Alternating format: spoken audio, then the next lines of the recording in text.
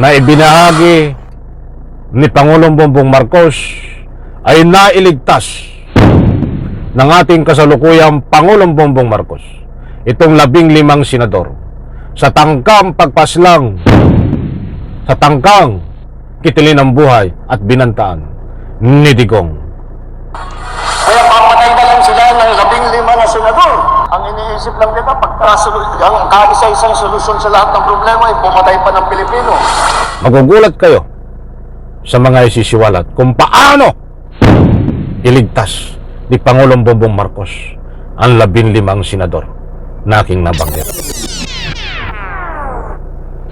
Alright, welcome back to my YouTube channel. I'm Andes Vlog. Ito ho. Nako, matindi ho ito.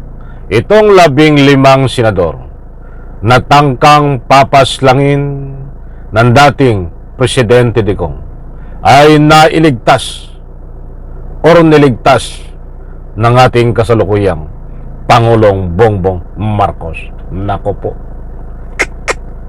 Grabe ho itong balitang ito. Alam niyo kung bakit?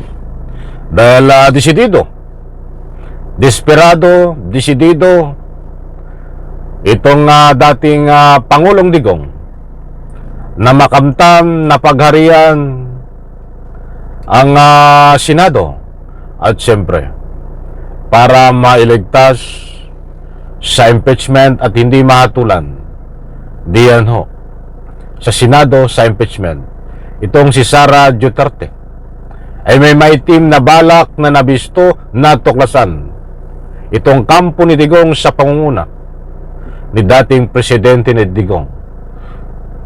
Kailangan paslangin ang 15 senador na hindi nila kakampi upang mapagtagumpayan na umupo sa Malacanang itong si Sara Duterte sa pamamagitan ng illegal na paraan at siyempre para hindi mahatulan diyan po sa impeachment sa Senado itong si Sara Duterte. Naku po, wag po kayong aalis. Mainit-init pa na balita na ito nang dahil ho sa ating kasalukuyang Pangulong Bongbong Marcos ay niligtas sa kapahamakan, niligtas sa madilim na kapahamakan itong 15 senador na papaslangin ni dating Presidente Digong. Hindi po ito fake news, mga mahal kong taga-subaybay, dahil hindi naman po lingid sa inyong kaalaman na mismo galing sa bibig ni Digong ang tangkang pagpaslang, balak na pagpaslang, balak na pagkitil ng buhay sa 15 senador para lang makuha ang kapangyarihan lahat diyan sa Senado sa pamamagitan ng iligal na paraan. Ito ho mga kaibigan, magtataka kayo dahil hindi nyo pa ho ito alam ko napapanood. Mainit-init pa kung paano nailigtas ng ating kasalukuyang Pangulong Bongbong Marcos. Palakpakan po natin ang ating Pangulong Bongbong Marcos. Naku ho, eto mga kaibigan. Shoutout po sa lahat. Kita natin yung ibang partido. Ayan po ang ating kasalukuyang Pangulong Bongbong Marcos.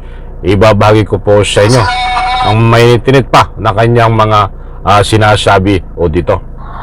Alam niyo po, kung minsan nakikita natin yung ibang partido, hindi sila nagugulat sila, natatakot yata sila sa inyo.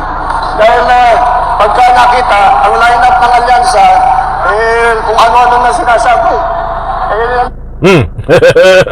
Mga kaibigan, narinig niyo po yun.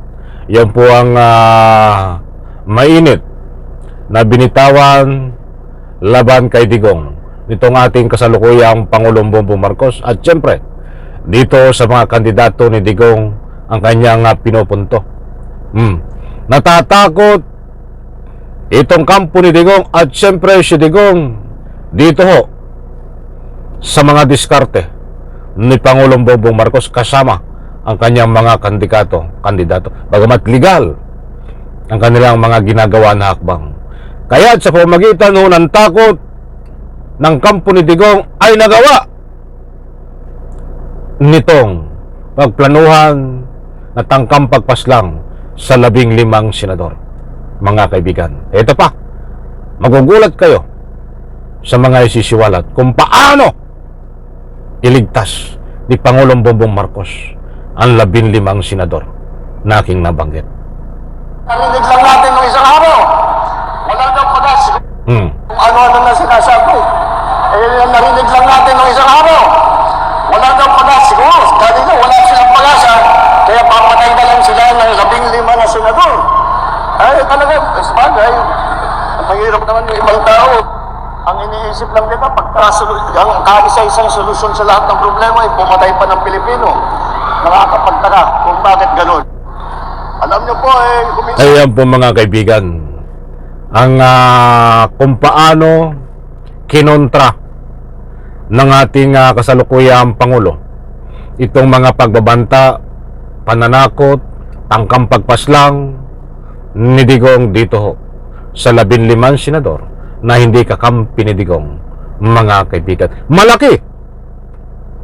malaking bagay ho ang mga binitawan na mga pananalita dito kung paano kontrahin ng ating kasalukuyang Pangulong Bongbong Marcos itong maitim na balak na pagtangkam pagpaslang sa 15 senador, dahil diyan ho ay pwedeng mapigilan kung anumang balak ni Digong dito ho sa nabanggit kong 15 senador na mismong inamin naman ni Digong na papaslangin niya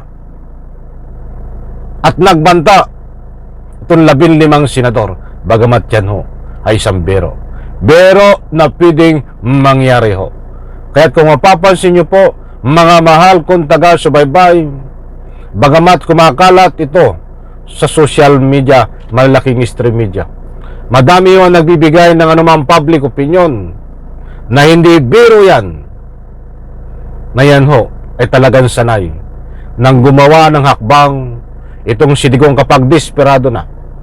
Wala silang choice, walang ibang paraan na legal na proseso para hindi mahatulan si Sara Duterte. Kaya tiyang bero na yan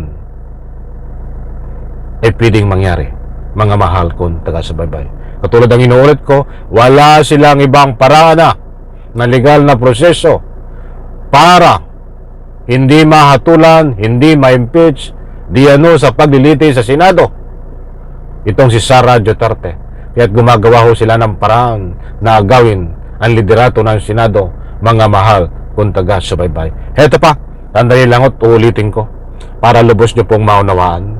Nakikita natin yung... Alam nyo po, kung minsan nakikita natin yung ibang partido, hindi sila nagugulat sila, natatakot yata sila sa inyo. Dahil pagka nakita ang lineup ng alyansa, kung ano-ano na sinasabi. Narinig lang natin ng isang araw. Wala daw pagas. Siguro, kanina Kita nyo, matindi ho ito. Ay ano kayo ngayon? Kinontra kayo.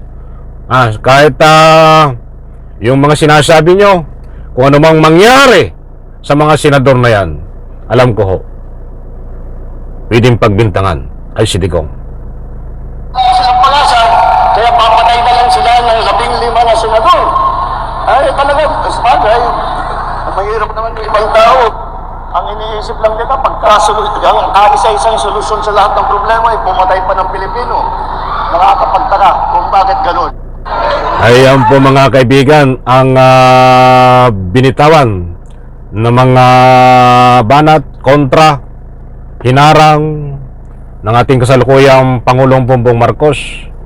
Itong hindi po birong maganda yan, bagamat sinasabi yan na ay biro na pwedeng maging totoo. At tandaan po natin, alam po natin, on the record sa social media, malalaking stream media yan, na anuman ang mangyari ho, na sana ay huwag mangyari sa mga senador na hindi kakampi nitong si Digong, ay pwede ho silang una na maging suspect dito itong pagkatao ni Digong. Kaya't mga kaibigan, dito ho sa pangyayaring ito na ibinahagi ni Pangulong Bongbong Marcos ay nailigtas ng ating kasalukuyang Pangulong Bongbong Marcos itong 15 senador sa tangkang pagpaslang, sa tangkang kitilin ng buhay at binantaan ni Digong.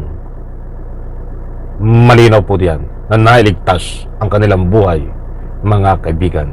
In reaction, diyan po sa comment section, inaanyayahan ko po kayong magbigay ng anumang public opinion. Isang like ko sa bawat upload ko, mga mahal kong taga-subaybay. Kung nagustuhan nyo po, maraming salamat. Pagpalain po tayo lahat. Bye-bye. Palapakan.